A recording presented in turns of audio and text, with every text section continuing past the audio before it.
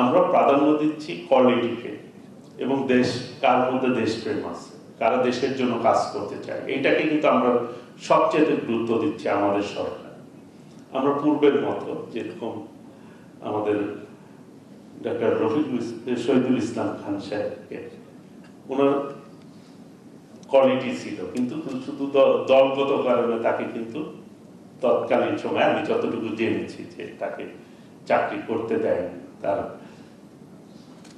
যে কোয়ালিটি ছিল সেটি সরকার ইচ্ছা করে নিতে পারত। হ্যাঁ, একটি ডেমোক্রেসি দেশে স্বাভাবিক ভিন্ন মত থাকবে, ভিন্ন চিন্তা থাকবে, যেটি ভালো চিন্তা সেটাই মানুষ গ্রহণ করবে, সেই অনুযায়ী জনগণ কিন্তু ভোট দিয়ে থাকে। আজকে যে আমাদের সরকার, বিএনপির চেয়ারম্যান মাননীয় প্রধানমন্ত্রী দেশনায়ক তারেক রহমানের নেতৃত্বে যে সরকার, জনগণের প্রত্যক্ষ ভোটের সরকার, জনগণের সামনে আমরা একটা পলিসি দিয়েছিলাম, আমাদের নির্বাচনী ইস্তেহার ছিল, সেটি মানুষ গ্রহণ করেছে, আমরা প্রচার করেছি।